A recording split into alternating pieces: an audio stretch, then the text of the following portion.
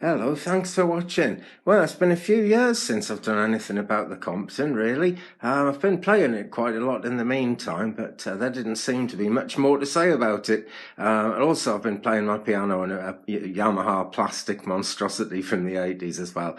But I was looking at this one last night, and she just doesn't sound right at all. If you're sort of familiar with old electronics, which I'm sure many people are, there's just this sort of very loud buzzing, electrical buzzing sound, and you can sort of hear the organ as if it was being played in a field 10 miles away. You know, it's very, very sort of faint. So something is pretty badly wrong there, I thought. So I've set up, and we're going to have the back off, and I thought, why not, excuse the mess, by the way, I thought, why not stick the camera on, and then everyone can have a look. So let's just let's just pop it into the tripod thing there.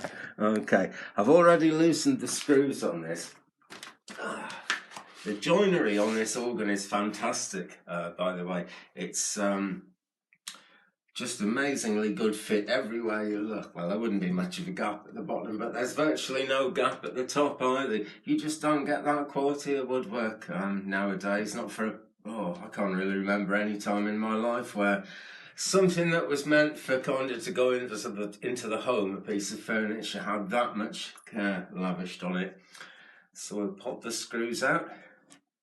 I've no doubt she could do with an oiling actually, but she hasn't run very much, so I'm not worried about that yet. What I mostly want to do today is just get these screws out and have a look at these valves inside as well. Gosh, there's plenty of screws. It goes on forever taking screws out, but there you go.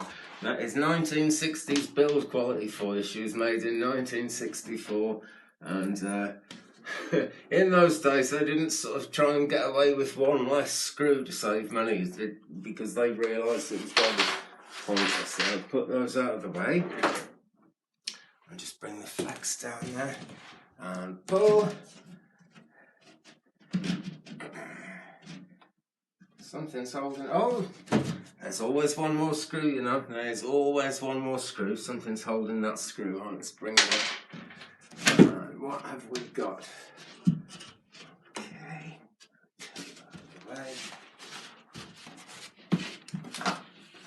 So you see the glorious inside. Now I can see her serial number here. It's U.4119M.M, and MM would have been the person who put her together, actually assembled her. So here she is. I'll plug her in briefly and you can see the problem. Just reach her out and switch her on as well. And you see all the pulleys start up then. Because this is an electrostatic organ, and these are electrostatic tone generators that run off this. The tremulant is fabulous. This solenoid here just kind of waggles that, and it waggles the sound. Absolutely amazing, but it does wear belts out rather quickly. That's the downside to it. But as she warms up, right, you'll see, I think it's this one. I was having a look last night. I think you'll see that as she warms up, this is going to get much, much too hot. And I'll give you a quick demonstration of the sound of it, but it's not a terribly good sound that anyone wants to hear at the moment. Just keep your eye on that one. Tell me what it does.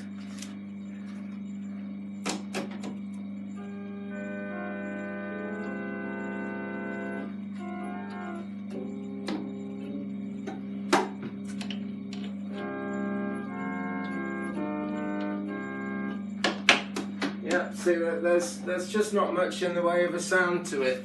And if we come down here now, it's kind of difficult to tell because I've got a bright light on.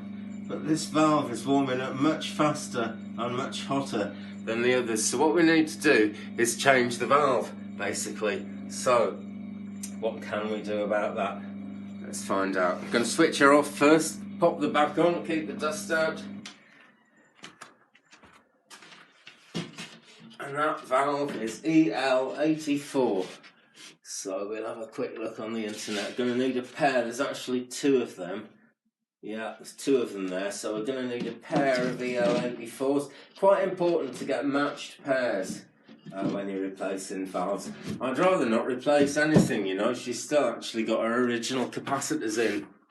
And they always need a recap, and I guess she's going to get one fairly soon because she's a living instrument, you know. I use her a lot. But I've kept every little thing, that all the old paper capacitors and things that I've taken off and changed so far are all in a bag. I've even still got the original belt. I managed to find a spare belt for her, and I've still got the original belt. So everything is still around one way or another.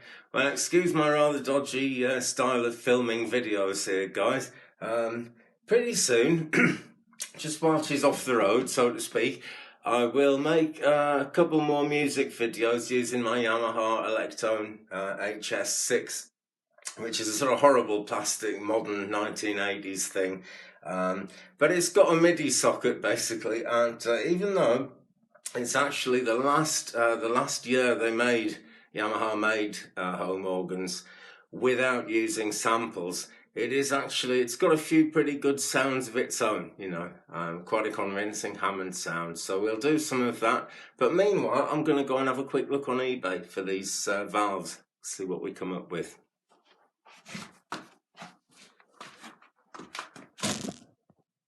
Okay, so eBay probably isn't going to be the best place in the world to get a valve from, but these are expensive, and I am not the kind of expensive type of a person, if you know what I mean. So I've gone on there, I've found the one with the best feedback that does actual matched pairs. I'm not sure how good these valves are going to be, but as you can see, they were 26.99 GBP, £26.99, which is very far from being entirely cheap. What I'd really have liked would have been something like these ruby ones maybe, but they're second hand. I've just got no idea what kind of history a thing like that might have had. And you know, there's some Fender ones there, but they're used too. So I thought, let's get something kind of squeaky clean and new would be the best thing to do. Excuse me, showing you the rest of my eBay there, which I'm sure you didn't want to see. There are quite a lot of untested Mullard valves on eBay, which are, you know, they really were made back in the day, and they're British. It's the kind of valve that the organ would have been designed by people who had that kind of valve in mind, I think. Very important to use a matched pair as well. It makes quite a difference. So let us see what Spartan Music is going to come up with. They're due to be here pretty soon. That's only a couple of days, Wednesday the 14th to Thursday the 15th of August.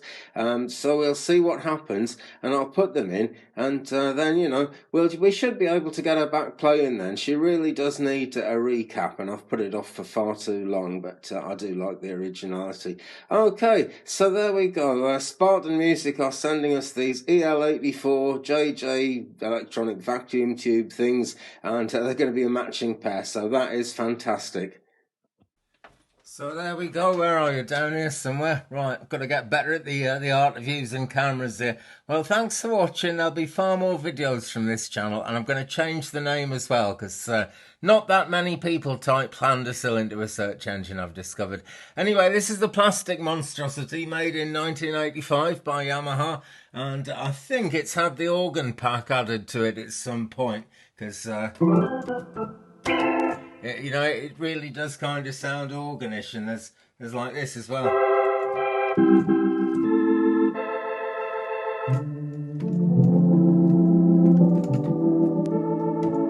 Yeah, it's really kind of does sound a lot more like the organ than I would have kind of expected it to without having the organ pack added. But there we go. Thanks for watching. Thumbs up, please, if you've enjoyed it. Hit the subscribe button if you'd like to hit the subscribe button, that is. Leave me a comment, guys. It's always good to hear what people think. And if anyone's got any good advice for me about my beautiful old Compton Melotone now, don't hold back, please, because very few people are left who actually know how to repair those things. So, thanks, guys. Catch you again soon. Let's just do something to play out.